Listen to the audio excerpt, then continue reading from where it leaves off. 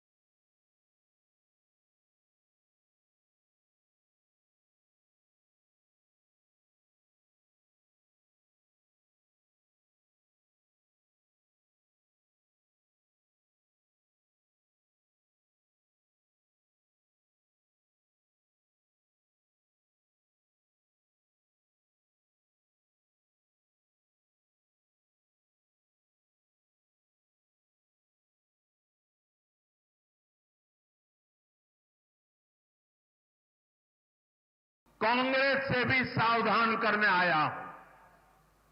कांग्रेस के पास विकास का कोई एजेंडा नहीं है।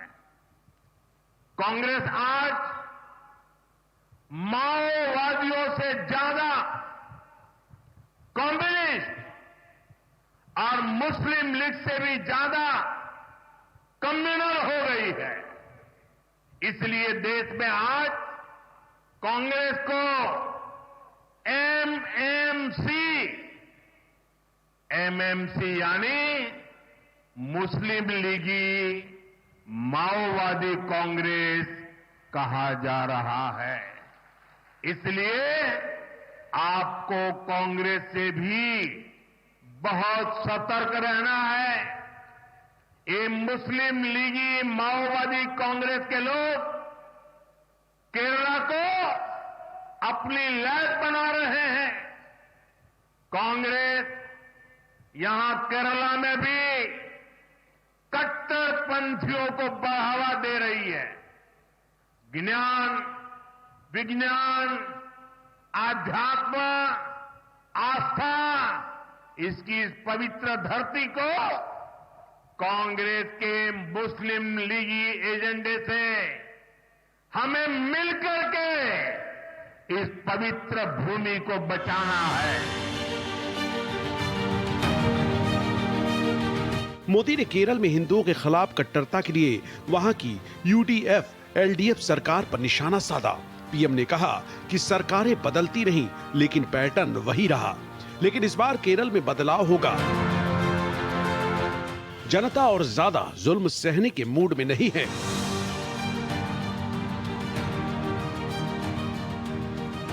एलडीएफ हो या फिर कांग्रेस, ये इंफ्रास्ट्रक्चर नहीं बनाते।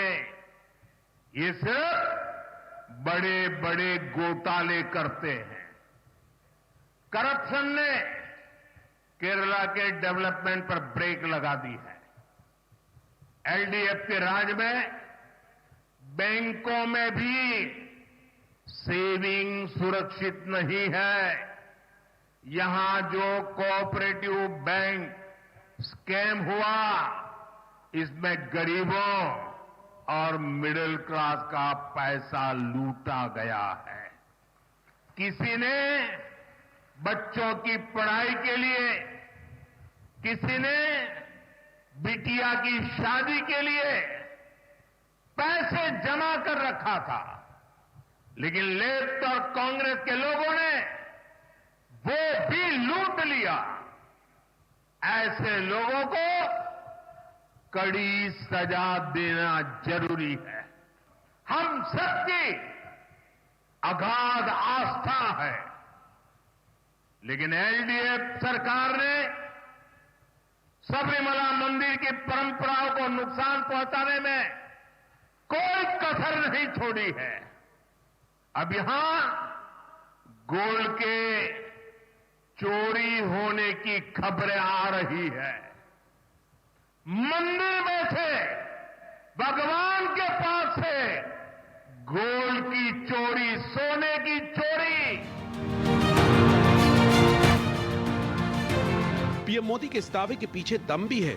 आपको याद दिला दे, पिछले साल दिसंबर में केरल नगर निगम के चुनाव में 101 वार्ड में से 50 सीटों पर बीजेपी ने बाजी मारी थी और ऐसा केरल के इतिहास में पहली बार हुआ जब तिरुवनंतपुरम का मेयर बीजेपी से बना था।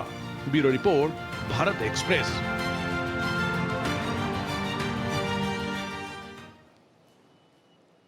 उत्तर में तो भारतीय जनता पार्टी का परचम देख ही लिया है, लेकिन हमेशा से साउथ जो है एक बड़ा चैलेंज रहा है और अभी दिसंबर में ही नगर निगम के चुनाव हुए, तिरुवनंतपुरम से भारतीय जनता पार्टी का मेयर बना। ये वाकई भारतीय जनता पार्टी कह रही है कि दिस इज हिस्टोरिक। इसी पर मैं आगे चर्चा बढ़ाऊंगा, लेकिन प्रधानमंत्री नरेंद्र मोदी क्या कुछ कह रहे हैं एक बार सुन लीजिए जरा।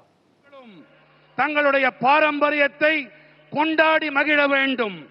இதற்கு என்டிஏ அரசாங்கம் அனைத்து வழிகளிலும் உங்களுக்கு துணை நிற்கும். फ्रेंड्स, तमिलनाडु का सामर्थ्य बहुत अधिक है। तमिलनाडु में अब ऐसी सरकार की जरूरत है जो यहां के नौजवानों पर भरोसा करे, जो केंद्र सरकार के साथ कंधे से कंधा मिलाकर चले। हमें मिलकर तमिलनाडु को विकसित बनाना है, अपने भारत को विकसित बनाना है।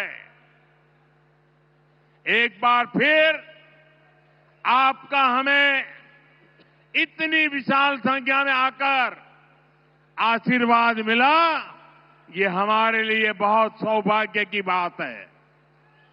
நண்பர்களே, தமிழ்நாட்டிலே திறமைகள் ஏராளமாக இருக்கின்றன. திறமைகளுக்கு குறைவேதும் இல்லை. தமிழ்நாட்டிலே இப்போது எப்படிப்பட்ட அரசாங்கம் தேவை என்றால், அந்த அரசாங்கம் இங்கே இருக்கும் இளைஞர்களின் மீது நம்பிக்கை வைக்க வேண்டும்.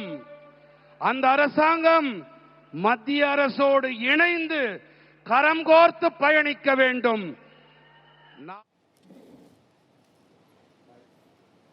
तो प्रधानमंत्री नरेंद्र मोदी को आपने सुना। प्रधानमंत्री तिरुवनंतपुरम पहुंचे और वहां पर बड़ी सौगातों के साथ पहुंचे, उस पर भी मैं डिटेल्स आपको दूंगा। लेकिन Bharatiya Janata party is confident. वो कह रहे हैं कि हम कॉन्फिडेंट है क्योंकि जो घटनाक्रम, जो ग्राउंड से रिपोर्ट्स हमको मिल रही हैं वो हमें बहुत एक्साइटेड करती हैं। लेकिन क्या वाकई ये है या फिर ये ओवर हाइप है? इसी पर बात करने के लिए जाने माने राजनीतिक विश्लेषक संजय मिश्रा जी मेरे साथ जुड़ चुके हैं। संजय सर, आपको नमस्ते करता हूं, गुड इवनिंग करता हूं। प्लीज आप मुझे बता दीजिए, ये भारतीय जनता पार्टी है, प्रधानमंत्री जी को भी आपने सुना, वो कह रहे हैं कि इट्स एक्साइटेड, वो एक्साइटेड भी है, कॉन्फिडेंट भी है, और नगर निगम में जो चुनाव हुआ ये हिस्टोरिक है कि उनका मेयर बना तिरुवनंतपुरम में। ये सिर्फ ओवर हाइप आपको लग रहा है कि वाकई भारतीय जनता पार्टी ने, जिसमें आपने देखा अलग अलग राज्यों में सरकार तो बनाई लेकिन साउथ का किला जो है वो फतेह नहीं हो पाया, इस बार चांसेस हैं क्या? नहीं, देखिए तो जनता के हाथ में है और जनता किधर जाती है, किन मुद्दों को ज्यादा महत्व देती है जनता। हाँ। ये हम कह नहीं सकते कि भारतीय राजनीति में बहुत कुछ ऐसा हुआ है जो असंभव को संभव करते हुए देखा है। जैसे 2014 के बाद आप देखेंगे कि नरेंद्र मोदी की सरकार त्रिपुरा और असम में पहली बार सरकार बनाने में सफल हुई है जी। कि 2014 के बाद बीजेपी के साथ ऐसा हुआ है। हरियाणा, झारखंड, कुछ ऐसे राज्य ऐसे थे जो बीजेपी अपने बलबूते मुख्यमंत्री अपना बना पाई है। तो बहुत सारे चेंजेस हुए हैं। हरियाणा, जो पहले आप देखते थे कि हरियाणा, दिल्ली, राजस्थान, मध्य प्रदेश, ये कुछ ऐसे राज्य थे जहां पे एक बार कांग्रेस एक बार बीजेपी, यानी 5 साल कांग्रेस 5 साल बीजेपी, और चेंज होना स्वाभाविक था।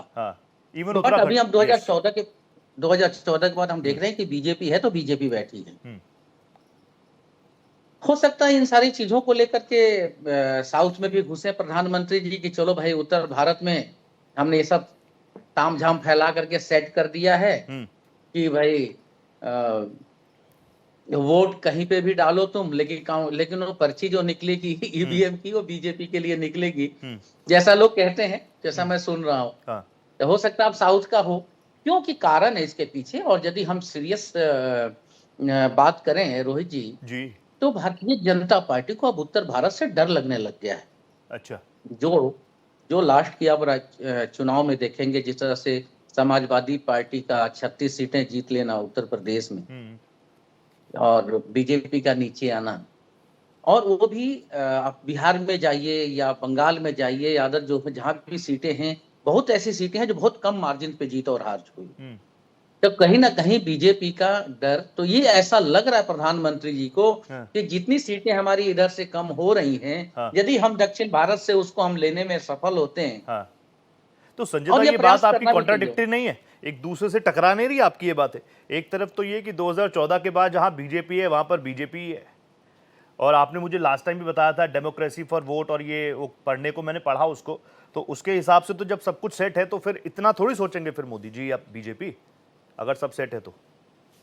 नहीं, देखिए, मुझे यदि चोरी भी करनी है तो तरीके से तो करेंगे सर। पॉलिटिकल पार्टी है, लोकतंत्र है, उसको नाम के लिए बचा के भी रखना है ना। तो कहने का मेरा मकसद ये है कि मैं ये कुछ कह रहा हूँ कि आपके चैनल पे आप देखिएगा, अभी कांग्रेस बीजेपी आएगी तो इन्हीं सब मुद्दों पे लड़ाई करेंगे वो लोग। कांग्रेस का आरोप होगा बीजेपी का, तो बीजेपी की उपलब्धियां होंगी। वो कह रहे संगठनात्मक तौर पर हमने बहुत बदलाव किया, 2014 के बाद आमूलचूल परिवर्तन किया, जनरेशनल शिफ्ट नितिन नवीन जी के नाम पे वो कर ही रहे हैं। वो कह रहे हैं इसीलिए रिजल्ट है, क्योंकि हम रिजल्ट ओरिएंटेड पार्टी है।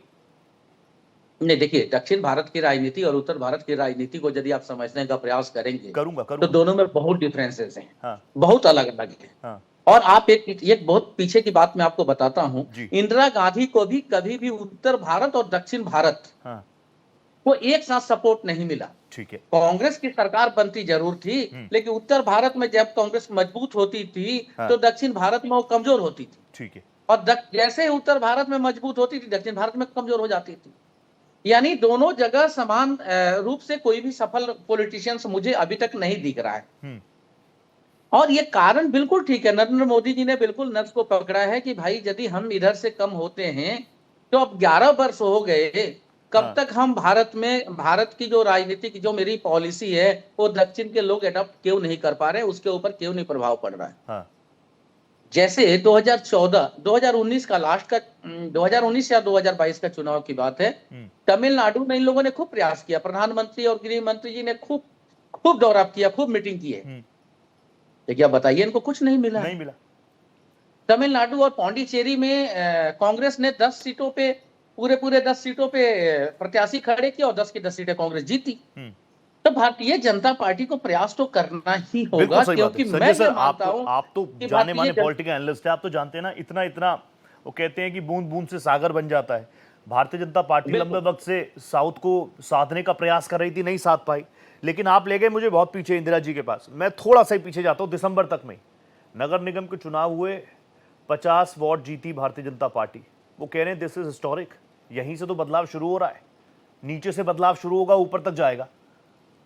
हाँ, बिल्कुल ठीक है, मैं सहमत हूं। मैंने आपसे क्या कहा, ये जनता के हाथ में है ये रोहित जी की वो किसको जिता करके ला रहे हैं और किसको पसंद कर रहे हैं, किसको नहीं पसंद कर रहे हैं। लेकिन जहां राष्ट्रीय मुद्दे की बात होगी, जब आप केरल के निगम के चुनाव की बात करेंगे तो वहां के मुद्दे कुछ और हैं। बिल्कुल सही बात है, वो लोकसभा के चुनाव मुद्दों पे चुनाव नहीं होता।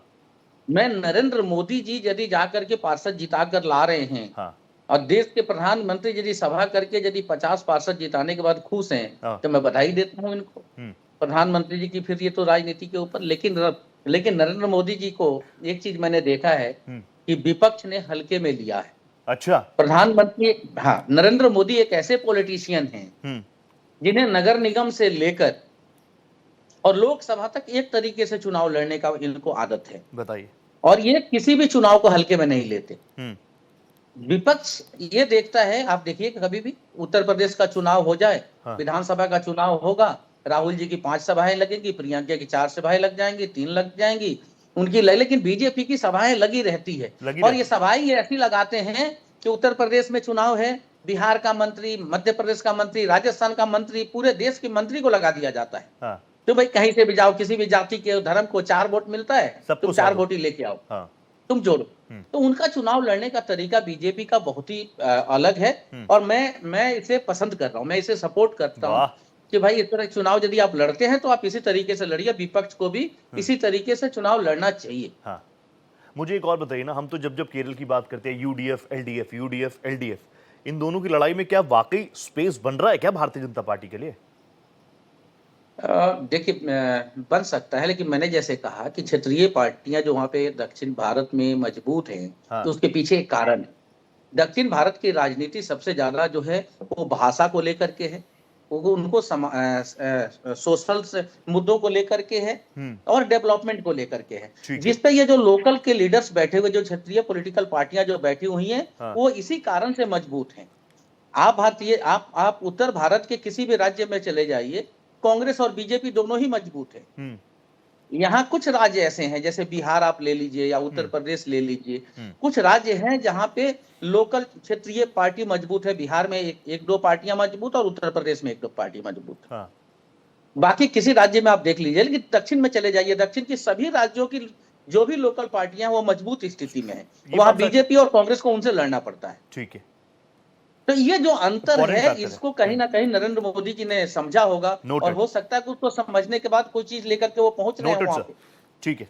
मेरे साथ कांग्रेस के प्रवक्ता गौतम भाई भी जुड़ चुके हैं। गौतम सेठ जाने माने प्रवक्ता हैं, फैक्ट के साथ बात करते हैं। गौतम भाई, गुड इवनिंग करता हूं, वेलकम टू माय पैनल। लेकिन गौतम भाई, आज प्रधानमंत्री पहुंचे तिरुवनंतपुरम में और वो कह रहे हैं कि केरल की जो बदहाली है वो कांग्रेस की वजह से है।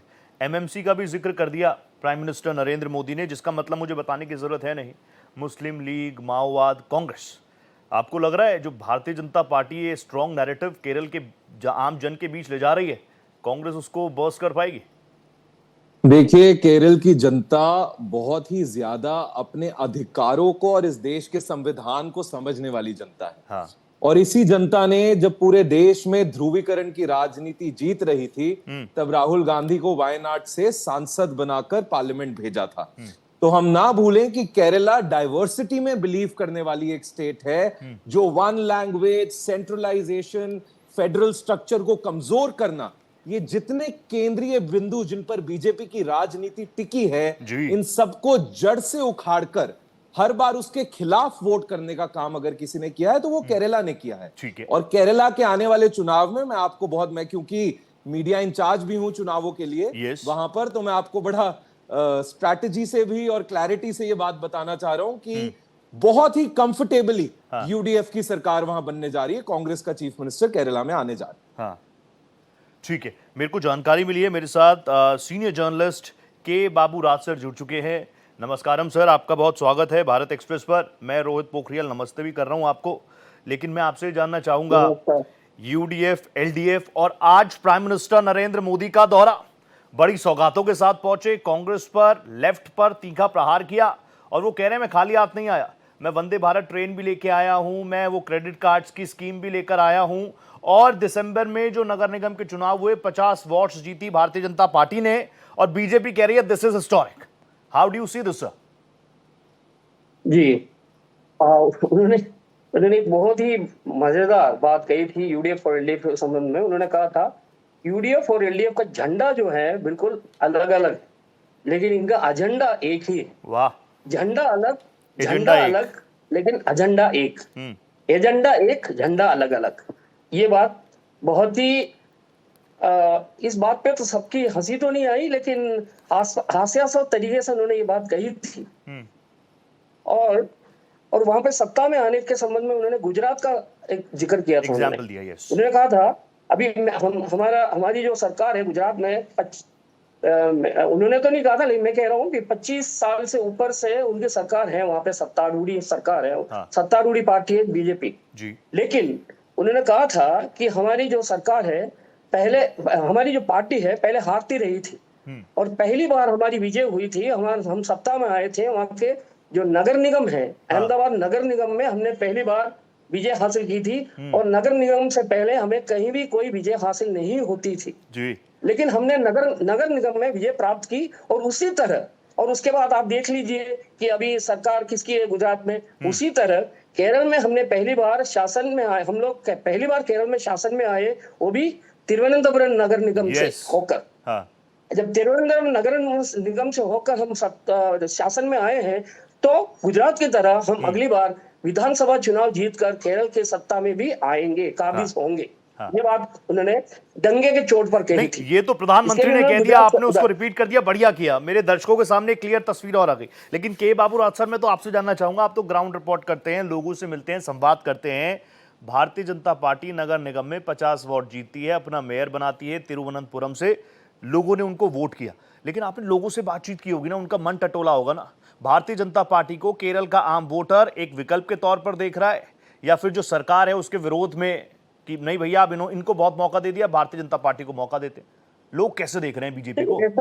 ऐसा नहीं। विकल्प के तौर पर क्या होता है कि एलडीएफ या तो एक 5 साल एलडीएफ 5 साल यूडीएफ यही रहा था। तो अब विकल्प के तौर पर तो नहीं कह सकते कि यहाँ की जनता जो है विकास पर ध्यान दे रही है, विकास। क्योंकि केंद्र सरकार में जो विकास का मुद्दा है वो बहुत बहुत जोर शोर से यहाँ पे चल रहा है। मतलब मोदी जी मतलब विकास, ये है केरल की जनता का सोचना। वो सोचते हैं कि यहाँ अगर केंद्र में विकास है, भारत का नाम पूरी दुनिया भर में फैला हुआ है, दुनिया भर में एक क्या कहते हैं इंटरनेशनल लीडर के तौर पर मोदी जी को देखा जा रहा है। तो मोदी जी के शासन की वजह से और भारत का नाम रोशन हुआ है, तो भारत में विकास हुआ उसकी वजह से। उसके लिए उन्होंने जीडीपी का भी जिक्र करते हैं लोग कि जीडीपी किस तरह बढ़ी भारत की। तो अगर विकास है, केंद्र में विकास है, तो केरल में भी विकास होने की संभावना है। इसी के मद्देनजर लोग ये चाहते हैं कि जो बदल रहे हैं लोग, ये जो लोग अपने आप को बदल रहे का मतलब है कि जो यहाँ आपको पता है केरल की जनता है बिल्कुल राजनीति पर अपनी जात बहुत क्लियर है। और हम तो हमेशा केरल की बात करते हैं, बहुत खूबसूरत है केरल। हम लिटरेसी रेट का बहुत जिक्र करते थे, तो ऑब्वियसली वहां की जनता और स्मार्ट है, वो जानती है उसको किस चीज पर वोट करना है। मैं जल्दी से गौतम भाई के पास आता हूं, कांग्रेस के पास, गौतम सेठ भाई। गौतम भाई, आप देखिए, जो लोकल जर्नलिस्ट हैं वो कह रहे हैं कि आम जनता, एक आम केरल वोटर ये कह रहा है कि उसको विकास के लिए वोट करना है, मोदी मतलब विकास। देखिए, केरल के वोटर्स ने 2024 के लोकसभा चुनाव में दिखाया उन्हें किसके लिए वोट करना है। और मोदी मतलब विकास, तो मुझे लगता है कि इससे बड़ी हिपोक्रेसी और आयरनी इस देश में हो ही नहीं सकती। क्योंकि जहां सारी राजनीति केवल बांटने पर टिकी हो, जहां सारी राजनीति केवल विवाद कराने पर टिकी हो, जहां सारी राजनीति इस देश के संविधान को कमजोर करने पर टिकी हो, और विकास का मायना क्या? विकास का मायना हाईएस्ट अनएम्प्लॉयमेंट, विकास का मायना हाईएस्ट इन्फ्लेशन, विकास के मायने की दलितों पर कहीं अत्याचार हो रहा है, मुसलमानों पर कहीं अत्याचार हो रहा है, देश में एक सेंस ऑफ सिक्योरिटी और सोशल हार्मनी जो है वो नजर नहीं आती है। क्या ये नरेंद्र मोदी जी का विकास मॉडल है? तो इसको केरला ने 2024 के लोकसभा में भी रिजेक्ट किया, और अभी हाल ही में जो काउंसिल इलेक्शंस हुए उनमें भी केरला ने आउटराइटली रिजेक्ट कर दिखाया। और यूडीएफ को जिस तरह का भारी समर्थन, हमारा मेयर आ गया तिरुवनंतपुरम से, हमारा मेयर आ गया, this is historic, this is a big change, start of a change, beginning of something big. Thiruvananthapuram में मेयर बनाने से आप केरला में सरकार नहीं बनाते, आप ओवरऑल रिजल्ट देखिए तो आपको आंकड़े अपने आप आपसे कहेंगे। गौतम भाई, यूडीएफ को तो आप ही लोग लीड करते हैं ना, कांग्रेस लीड करती है ना यूडीएफ को, आप भी तो नहीं है सत्ता में। देखिए, तो सत्ता में आने का रास्ता यूडीएफ का साफ है। एलडीएफ की सरकार थक चुकी है, वो केवल भाषण में विजन दे रहे हैं, उनकी डिलीवरी नहीं है। पलायन एक बड़ी समस्या है, युवाओं के लिए एक रोड मैप सामने नहीं है, और पलायन भी आउट ऑफ कंट्री ज्यादा किया जा रहा है। तो ये सारी जो समस्याएं धरातल पर भी जाकर मैंने देखी हैं, उनको देखते हुए मैंने ये समझा है कि राहुल गांधी और प्रियंका गांधी जो रोड मैप केरला को आने वाले 1 महीने में देने जा रहे हैं, आप लोगों के माध्यम से हम लोगों तक पहुंचाएंगे। उस रोड मैप पर आप देखेंगे कि केरला की जनता भरपूर समर्थन देने जा रही है। We are very confident. Perfect. Sanjay ji, मैं आपके पास आ गया। संजय जी, अभी बहुत सारी चीजें गिना दी गौतम भाई ने। मेरे शो का यही खासियत मैं मानता हूं कि अनफिल्टर्ड जाएगा, जो आप कहेंगे वही जाएगा, बस मर्यादित भाषा में हो। लेकिन मैं ये जानना चाहूंगा, अभी आईएमएफ ने भी ग्रोथ रेट जो है, जीडीपी रेट जो है वो 7.2 बता दिया। देश में बता रहे हैं कि जो हमारी पहली तिमाही है बहुत शानदार उसके रिजल्ट हैं। तो यही चीज तो वो केरल की जनता के सामने रख रहे हैं, यही चीज तो बाबू सर बता रहे थे, बाबू राज सर, कि केरल की जनता इसी पर वोट करेगी आने वाले दिनों में। संजय जी, जी, मैं ये कह रहा हूं कि जो प्रधानमंत्री जी ने केरल में बताया, केरल के लोगों को जो समझाया है, हाँ और जो अभी हमारे बाबू भाई बता रहे हैं, जी। मैं दोनों लोगों से पूछना चाहता हूं कि ये किस विकास की बात कर रहे हैं। जिस जीडीपी ग्रोथ की आप बात करते हैं, हाँ तो फिर भारत में 140 करोड़ लोगों में से 81 करोड़ लोगों को राशन क्यों देना पड़ रहा है? आप राशन उसी के कारण दे रहे हैं क्योंकि 81 करोड़ लोग भूखे मर रहे हैं। हाँ आपके आंकड़े के हिसाब से, सरकारी आंकड़े के हिसाब से, हाँ तभी आप राशन दे रहे हैं। और ये प्रधानमंत्री का वक्तव्य है, हाँ संसद का वक्तव्य है।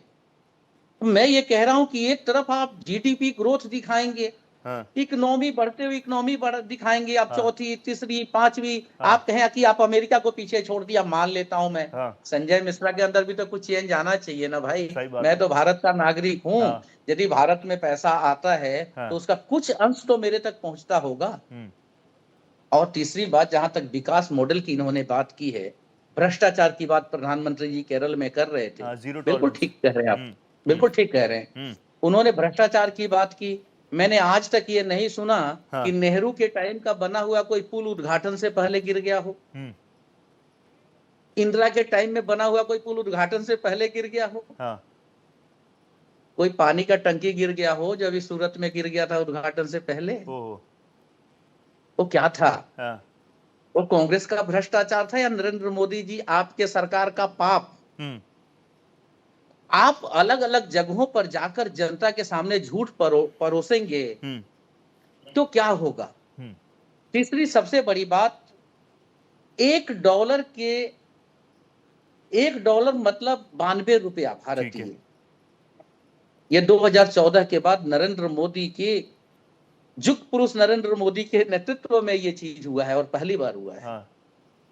इसका पहले नरेंद्र मोदी जी 14 में, सुषमा स्वराज जी उससे पहले संसद में 14 ये कहती थी कि देश के लिए घातक है, 24। हाँ लेकिन आज हाँ, इसका मिश्रा जी। मान और सम्मान बढ़ रहा है देश का। इसे डेवलपमेंट बता रहे हैं भारतीय जनता पार्टी के लोग और प्रधानमंत्री पीठ सब तपा रहे हैं। हाँ। चौथी बात, कांग्रेस की सरकार में अमेरिका के राष्ट्रपति को अमेरिका में बैठने के बावजूद भी प्रधानमंत्री उनकी बातों को ठुकरा कर चली आती हैं भारत में। हाँ। और पाकिस्तान से बांग्लादेश अलग कर देती हैं। हाँ।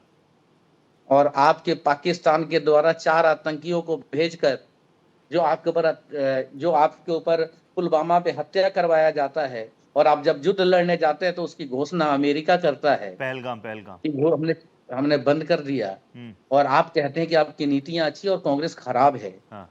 देश की जनता को समझना होगा ये सारी नहीं, चीजों तो देश को। की जनता समझ क्यों नहीं रही? सवाल मैं, आप बोल रहे थे, मैं हाँ, यही ये कह रहा था। विपक्ष, 2014 हाँ, 2019 विपक्ष को मैं मानता हूं 2024 ईमानदारी ये से। सारे। हाँ। चाहे वो कांग्रेस सबसे बड़ी पार्टी है के बाबू विपक्ष सर, की, तुरंत और आ रहा हूं आपके कांग्रेस के कंधे पे रोहित इसकी जिम्मेदारी है। हाँ।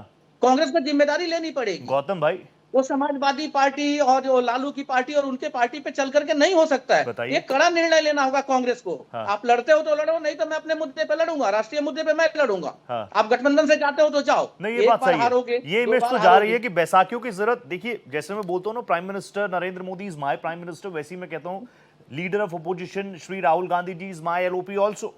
ये बात सही है। संजय जी ये बात बोल रहे हैं, आपको उसको सीरियस लेना पड़ेगा। मैं तुरंत आ रहा हूं गौतम भाई आपके पास, लेकिन एक बार मैं के बाबू राज सर के पास जा रहा हूं। के बाबू राज सर, प्लीज आप मुझे बताइए, एक इमेज हमेशा से भारतीय जनता पार्टी की, ये उत्तर भारत की पार्टी है, ये नॉर्थ की पार्टी है, इसका साउथ में कुछ नहीं हो सकता, Bharatiya Janata party is an outsider. क्या इस इमेज में चेंज आ रहा है? तो ये केरल के लोकसभा चुनाव का ये ग्राफिक आपके सामने हमने रखा है। 2014 में 14% था, 10 सालों में 6% बढ़ता है। मैं आपको ऑन एन एवरेज बता रहा हूं, 10 सालों में 6% की बढ़ोतरी हुई। जो 2014 में 14% था वो 2024 में आते आते 20% हो गया, 2019 में 16% था। 14, 16, 20। This is Bharatiya Janata party vote share in Lok Sabha चुनाव इन केरल। ये बढ़ा है 6%, 10 सालों में 6%। अमूमन दूसरे स्टेट्स में आप देखेंगे एवरेज ज्यादा रहता है, लेकिन केरल के लिए, साउथ के लिए भारतीय जनता पार्टी खुद को बहुत चैलेंजिंग मानती है। 2011 में जो वोट शेयर 6% का था, वो 10 सालों में यानी 2021 तक बढ़ते बढ़ते हुआ 11%, और उसके आगे का मैं आपको बता चुका हूं। तो भारतीय जनता पार्टी धीरे धीरे धीरे धीरे एक्सेप्टेबिलिटी तो पा रही है। मेरे साथ भारतीय जनता पार्टी के तेज तर्रार प्रवक्ता, वेरी स्माइलिंग शुभेंदु शेखर अवस्थी साहब जुड़ चुके हैं। अवस्थी जी नमस्ते कर रहा हूं मैं आपको। आज भारतीय जनता पार्टी के सबसे बड़े चेहरे देश के प्रधानमंत्री श्रीमान नरेंद्र मोदी जी पहुंचे तिरुवनंतपुरम में, बड़ी सौगातों के साथ पहुंचे। बड़े चेहरे हैं, देश के प्रधानमंत्री हैं, खाली हाथ थोड़ी जाएंगे। जब हम ही जाते हैं किसी के घर तो कुछ फल फ्रूट लेते हैं, लेकिन प्रधानमंत्री जी जा रहे हैं। वंदे भारत ट्रेन भी, अमृत भारत ट्रेन भी, CSIR के प्रोजेक्ट भी, वो क्रेडिट कार्ड वाली पॉलिसीज भी, सारी चीजें लेकर गए और वहां से ये शंखनाद कर दिया कि अब साउथ मिशन पर हैं और ये मिशन इस बार सक्सेसफुल होने वाला है। ये कॉन्फिडेंस है, पॉलिटिकल नैरेटिव है, क्या है अवस्थी साहब? नहीं, वो पीएम मोदी, रोहित जी, हाँ, पूरे देश के प्रधानमंत्री हैं। हाँ, और पूरे देश को सौगात देने का काम करते हैं। वो कश्मीर में भी गए और एक आपको याद होगा कि जब कश्मीर के लिए जब बाढ़ आई थी, हाँ, तो एक बहुत बड़ा उन्होंने बजट दिया था उनको, रीडेवलपमेंट कश्मीर के लिए। तो मेरा मानना है कि वो देश के प्रधानमंत्री हैं, पूरे देश के लिए वो काम लगातार कर रहे हैं। और दक्षिण में भी खिलेगा कमल आप लिख के सामने लगा रहे हैं, तो ये आपको बधाई हो। मैं तो क्वेश्चन मार्क के साथ होगा अवस्थी साहब, आप तो वो क्वेश्चन मार्क होगा, अभी तो थोड़ा रुकना पड़ेगा उसके लिए। बिल्कुल होगा। हम जिस तरीके से पूरे देश के लिए विकसित भारत को लेके आगे चल रहे हैं और सब जगह पे डबल इंजन की, ट्रिपल इंजन की सरकारों से राज्य आगे बढ़ रहे हैं, तो केरला और तमिलनाडु क्यों पीछे रह जाए, इसका प्रयास है। और आने वाले समय में देखिएगा, हम लगातार मेहनत कर रहे हैं। हमने अभी पहली बार केरला में अपना एक मेयर भी बनाया था। और कितनी बड़ी जीत हुई थी हमारी, ये आपने देखा। उस जीत से बड़ी बात क्या कि हमारी विचारधारा को वहां की जनता ने माना है। और वहां की जो पब्लिक थी, जो लगातार वर्षों से भाजपा की विचारधारा को नहीं मानती थी, वो धीरे धीरे उसने समझना चालू किया है। जिस तरीके से उड़ीसा में हम आए हैं, जिस तरीके से हम नॉर्थ ईस्ट में आए हैं, हम संपूर्ण भारत में कांग्रेस मुक्त भारत बनाने की तैयारी में। तो आपने अभी मुझे बोला कि प्रधानमंत्री सबके प्रधानमंत्री है, और फिर दूसरी लाइन में आप कह रहे हैं कि कांग्रेस मुक्त भारत, ये चलेगा क्या अवस्थी साहब? ये प्रधानमंत्री तो पूरे देश के हैं। हाँ। और पॉलिटिकल पार्टी हमारी है भाजपा। हाँ। और हम पार्टी, हमारा काम है कि हम पूरे देश के अंदर, पूरे राज्यों में, सभी राज्यों में जाकर वहाँ के एरिया को डेवलप करें। हाँ। और उसका प्रयास कर रहे हैं हमने बहुत तेजी से। एरियाज को डेवलप करना है, कांग्रेस को हटाना है। वैसे भी कांग्रेस की सरकार कहाँ है, वहाँ पे तो LDF UDF इन्हीं में चलता है। गौतम भाई रिएक्ट कर दीजिए।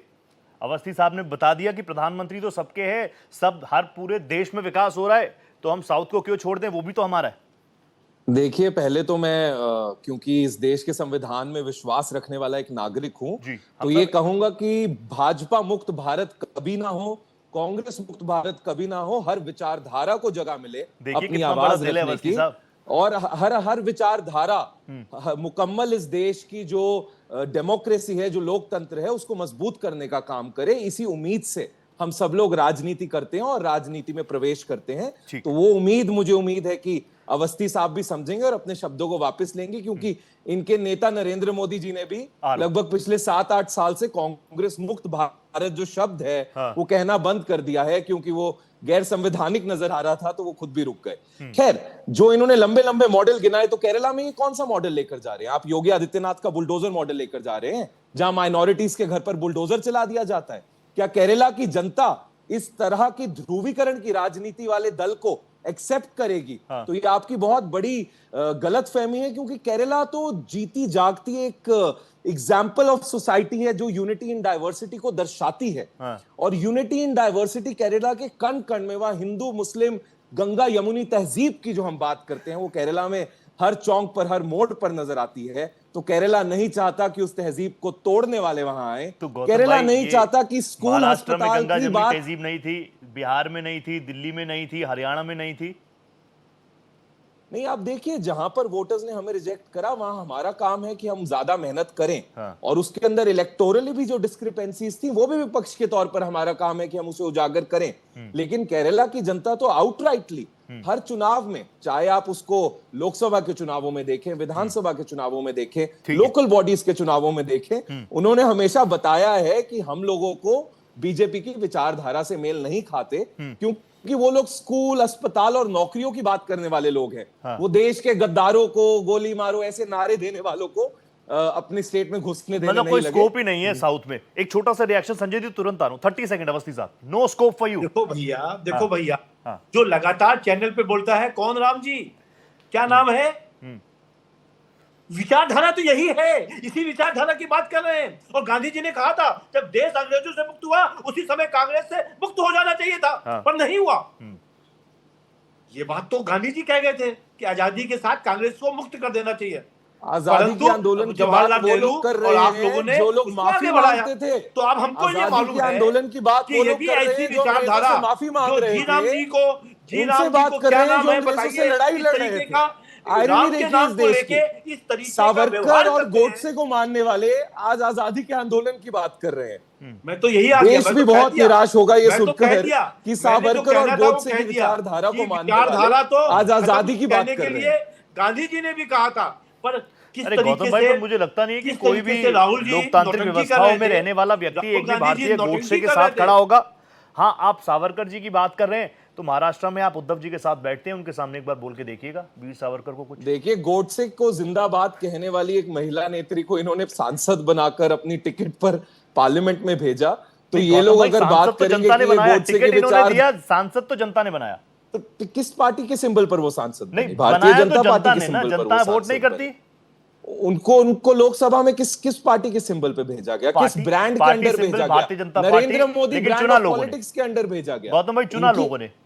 इनकी पार्टी में भी कुछ अच्छे नेता थे। वाजपेयी जी के कई सिद्धांतों को हम भी मानते हैं। सुषमा स्वराज जी एक बड़ी अच्छी लड़ाई लड़ा करती थी, हम भी सीखते थे।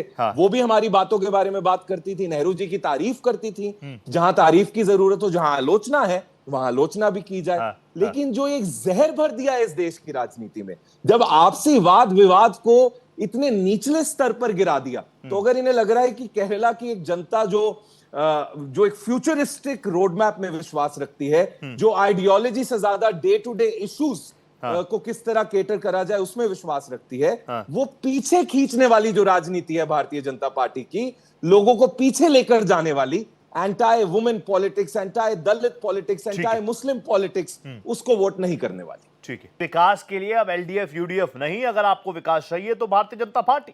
इसके अलावा जो कई जातिगत समीकरण है जो हर कोई साधने का प्रयास करता है, वो ग्राफिकली मैं आपके सामने रख रहा हूं कि केरल का जातिगत समीकरण क्या कुछ है। 56% के आसपास, 54.73% हिंदू हैं, 26.56% मुस्लिम है, ईसाइयों की भी 18.38% की पॉपुलेशन है। तो क्या अब इन तीनों को साधने के लिए Bharatiya Janata party is ready, not an outsider? Sanjay sir, मैं आपसे जानना चाहूंगा। संजय सर, मैं आपसे भी समझना चाहूंगा, मैंने ये सवाल पूछा कि के राजू सर से, जो अब मेरे साथ नहीं है, लेकिन अब मैं आपसे भी जानना चाहूंगा, एक आउटसाइडर वाला टैग तो बीजेपी पर था ना साउथ में, आउटसाइडर है, उसको पार कर पाने में भारतीय जनता पार्टी ने दम तो लगाया, लेकिन क्या वाकई वो दम ग्राउंड पर इतना महसूस होगा कि मिशन साउथ फतेह ये कहा जा सके? नहीं, देखिए, इसमें किसी भी विश्लेषक का यदि आप विश्लेषण जानना चाहेंगे तो मेरा एक मत है जी, भारतीय जनता पार्टी नाम वही है, सिर्फ नाम है, बाकी कुछ भी बचा नहीं है।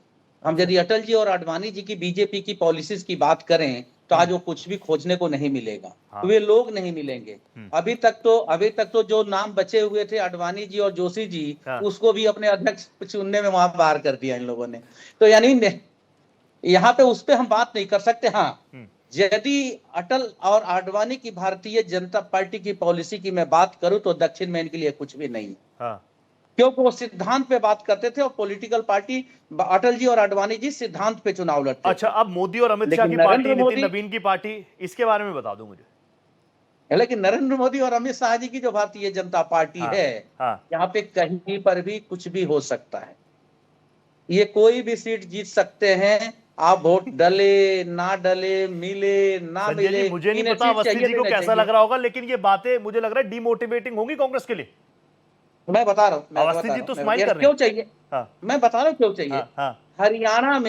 हरियाणा में इनके वर्तमान के मुख्यमंत्री चुनाव के टाइम पे, काउंटिंग से पहले चुनाव के टाइम पे पत्रकारों को कह रहे हैं कि हमारे पास सारी व्यवस्था है, हमारी सरकार बन रही है, तुम चिंता मत करो। बोलिए ये झूठ है? नहीं, इसका मतलब बहुत सारा हो सकता है। आपकी बात बिल्कुल 100% सत्य है, लेकिन इसका मतलब भी तो कुछ, क्या पता व्यवस्था वो कह रहे हो कि पीछे जलेबी बन रही है, खा के जाना। सुन तो लीजिए। हाँ, सुन रहा हूँ। इनके महाराष्ट्र के मुख्यमंत्री भी यही कह रहे हैं। हाँ। मध्य प्रदेश के मुख्यमंत्री भी यही कह रहे हैं अरे कि हमारे पास सारी व्यवस्थाएं हैं और हम सरकार में आ रहे हैं, आप निश्चिंत रहिए, मेरी सरकार बन रही है। सवाल बनता तो है केरल में क्यों नहीं हो सकता? क्यों नहीं हो सकता, जरा बताइए मुझे।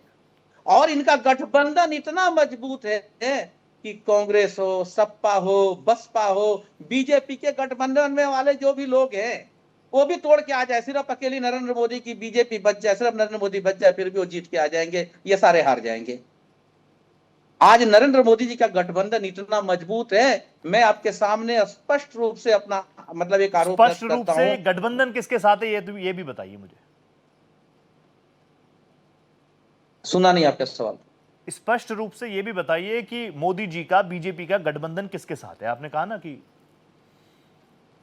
देखिए, जब चुनाव आयोग में विपक्ष के द्वारा कोई आरोप, शिकायत पत्र दर्ज किए जाएं और उस पर कोई कार्रवाई नहीं हो, तो स्पष्ट रूप से समझ लीजिए कि वो किसके साथ है। ठीक है, बढ़िया। अवस्थी जी, कहां से फोन आ गया? वो कह रहे हैं कि गठबंधन है, कहीं पार्टी के साथ नहीं कह रहे।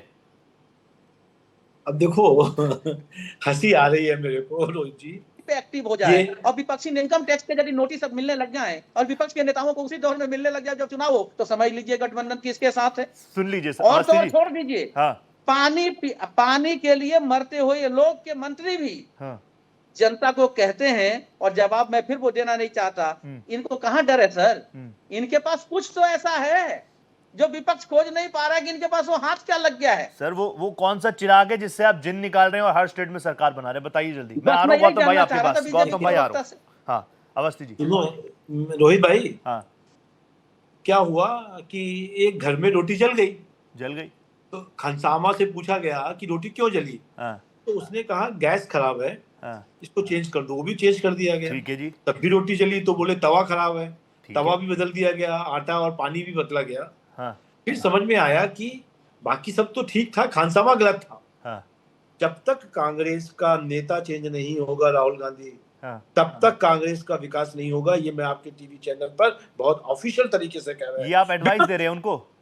है, बिल्कुल करिए ना, संजय जी को बोलिए ना, उनको एडवाइस करें। गौतम भाई, जो व्यक्ति 15 दिन बिहार में रह के आता है, उनको यात्रा निकाल के वोट बचाओ, ये करो वो करो, और उसके बाद चला जाता घूमने विदेश। ऐसे यदि लोग रहेंगे जो पार्ट टाइम पॉलिटिक्स करेंगे, तो संजय मिश्रा जी यही होगा कांग्रेस का, चाहे आप कुछ भी कहते रहें। एक बार भी 100 जगह हमने ईवीएम मशीन रखी, आप उसको ठीक नहीं कर पाए, बता नहीं पाए कहां गड़बड़ है। एसआईआर पर सुप्रीम कोर्ट तक गए आप, पर कुछ नहीं हुआ। हमने तो वो करना है जो करना है, जो 70 सालों में आप लोगों ने नहीं किया। संजय मिश्रा जी, इस देश के अंदर एक शुद्धिकरण की राजनीति करना, और हम करके दिखाएंगे। और ये चिंता मत करिए, 2047 तक कांग्रेस को मौका नहीं मिलेगा इस देश में राजनीति के ऊपर आने का। ठीक है, ठीक है। आप अटल जी को नाकाम प्रधानमंत्री मानते हैं? किसको? अटल बिहारी वाजपेयी 3 बार के प्रधानमंत्री देश के बने। 13 दिन 13 महीना और 5 साल आप उन्हें नाकाम प्रधानमंत्री मानते हैं? बोल दीजिए अवस्थी जी।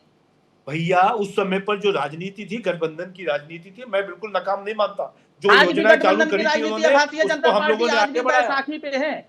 नहीं, आपकी आज की भी सरकार बैसाखी पे है, 2 लोगों के सपोर्ट पे आपकी सरकार है। वो बैसाखी अटल जी के जमाने में होती थी, इस जमाने में कोई बैसाखी नहीं है हमारे पास। हम बिल्कुल दमदारी से काम करते। वो जमाने बैसाखी पे है, कम से कम सरकार में तो है, सामने भी तो इतना बड़ा इंडिया ब्लॉक है। वो तो आप बैसाखी भी मत मानिए, व्हील चेयर भी मत मानिए, वो तो रेंग भी नहीं रहे। वो हिल भी तो समझा दीजिए। वो हिल ही नहीं रहे, वो तो कुछ नहीं कर रहे। मैं तो कह रहा हूं, आपको एक अच्छा संगठन लाइए ना लोकतंत्र के हिसाब से। ठीक है, एक अच्छा नेता लाइए विपक्ष का, पर वो आप ला नहीं सकते। आपको तो गांधी परिवार से जुड़ के रहना है। आपके तो नाम के पीछे गांधी लिखा होगा, तभी वो कांग्रेस का होगा। रोहित जी, मैं यही तो कह रहा हूं, आप रोहित जी अध्यक्ष ढूंढ के लाइए। हाँ संजय जी बोलिए। बहुत सही मुद्दा उठाया, बहुत सही मुद्दा उठाया। एक नेता विपक्ष का अच्छा चुन कर ले आइए। किसको चुनकर ले आए बताइए? शुभेंदु अधिकारी को लेकर आए। लेके आए, अच्छा नेता है शुभेंदु अधिकारी, लेकर आए। जो आपकी इच्छा हो अरे आप उसको बताइए लाओ। ना, हेमंत बिस्वा शर्मा को लेकर आए हैं, बताइए, आपकी नारायण पार्टी- राणे को लेकर आए हैं, किसको लेकर आए? आपकी बोलिए। पार्टी जिसको आप लाए, आरोप उसको बनाओ, लगाकर जिसको विपक्षी चाहे। नेताओं को तोड़कर अपनी यदि आप पार्टी में लाकर खानसामा नहीं सरकार बदलोगे, बनाते हैं, और आप कहते हैं विपक्ष में एक नेता खोज कर लेकर आइए। तब मैं कहता हूं आपकी ईडी और आईडी, इलेक्शन कमीशन, जब तक आपका गठबंधन में, जब तक आपकी सरकारें बनती रहेंगी, नहीं तो बताइए मुकुल रॉय को उपाध्यक्ष कैसे बनाया, कैसे बनाया? नारदा शारदा भैया, कांड का जवाब दे विपक्ष रहा का हूं, नेता सुन कैसे तो लो। बनाया? संजय आप जी, ये बताइए जवाब ना। दे रहा हूं, हेमंत सुन तो बिस्वा लो। शर्मा को श्वेत मैं कह पत्र रहा हूं, लेकर, हेमंत सुधांशु- बिस्वा शर्मा को श्वेत पत्र जारी करने वाली भारतीय जनता पार्टी मुख्यमंत्री कैसे बनाया? बताइए मैं ना। जवाब दे रहा हूं, अरे- सुन लो। शुभेंदु अरे अधिकारी सर के सुनिए ऊपर ना, आप कहते हो बहुत महाराष्ट्र सारे के उप काम मुख्यमंत्री थे। पे बोल दीजिए ना। पिछले अरे 4 साल से महाराष्ट्र के आपकी उप सरकार मुख्यमंत्री पे है, बोलिए ना, आपने ईमानदार एक सरकार के FIR तो नहीं प्रवक्ता, किया। ईमानदार नारायण पार्टी राणे के सर के ये ऊपर सवाल FIR उठाना तो नहीं विपक्ष किया। का काम है मुख्यमंत्री संजय क्यों जी। बनाया मैं तो महाराष्ट्र में? चाहता हूँ कि ये सारी अरे बातें हो, पवार खुलकर साहब बातें हो, को लेकिन क्यों विपक्ष बनाया? तो उठाए, वो 75,000 सरकार में बैठ करोड़ के थोड़ी घोटाले उठाएंगे बात को। सवाल। उप मुख्यमंत्री गौतम भाई, क्यों यू बनाया? Conclude my show. यानी गौतम भाई, भ्रष्टाचारी, बीजेपी कह रही है मेयर चुनकर आ गया, हमने नीचे से अत्याचारी, शुरुआत कर दी, अब जो धीरे धीरे भाजपा ऊपर में जा रहे हैं। आ आपको गया लग रहा है this is warning bell for Congress? देखिए Awasthi ji, the only warning bell in the country, में अवस्थी जी को खासकर ये बात बोलना चाह रहा हूं, the only warning bell in the country today is कि इलेक्शन कमीशन के हेड इलेक्शन कमिश्नर को बचाने के लिए देश की पार्लियामेंट उसको इम्यून करने के लिए एक लॉ पास करती है। उसकी सिलेक्शन में से देश के चीफ जस्टिस को हटाकर एक नॉमिनेटेड कैबिनेट मिनिस्टर को डाला जाता है। और ये जो दो घटनाक्रम हैं, ये इस देश के लोकतंत्र के लिए इतिहास इन्हें काले पन्नों में लिखेगा कि किस तरह नरेंद्र मोदी और अमित शाह ने एक सोची समझी साजिश से इस देश के लोकतंत्र को अपने हाथ में रखने का काम किया और लोगों के वोट की ताकत को लोगों से छीनने का काम करा, आजादी के आंदोलन को ध्वस्त करने का काम करा। लेकिन पोखरियाल साहब, मैं ये बात कह दूं कि ये कांग्रेस पार्टी ने अंग्रेजों को भी भगाया था, तब भी गांधी थे और आज भी राहुल गांधी जिनके बारे में ये बात कर रहे हैं, उन्हीं से सबसे ज्यादा मैं तो ये सोच रहा हूँ कि संजय जी ये ना कह दे कि वो वाली कांग्रेस जो महात्मा गांधी वाली कांग्रेस थी, वो आज वाली कांग्रेस नहीं है, ये प्रियंका गांधी वाली और राहुल जी वाली कांग्रेस है। पोखरियाल साहब, उन्हीं राहुल गांधी के बिल्कुल प्रेशर में आकर कास्ट सेंसस भी अनाउंस किया जाता है। उसी राहुल गांधी के प्रेशर में आकर कई पॉलिसीज ऐसी अप्रूव की जाती हैं जो बाद में लगता है इलेक्टोरली बेनिफिट होंगी। तो लोगों के मुद्दे की बात राहुल गांधी उठाते रहेंगे और भाजपा उनको हटाने की बात करेगी, क्योंकि भाजपा उनसे घबराती है। ये इंपॉर्टेंट यही इस देश का सच है। वो बात उठानी चाहिए। आज मुझे वक्त इतनी इजाजत दे रहा है। It's really a pleasure having you Gautam. Thank you so much, आप जुड़े मेरे साथ। It's a pleasure. Sanjay sir नमस्ते कर रहा हूं, बहुत बहुत धन्यवाद। अवस्थी साहब आप जुड़े मेरे साथ।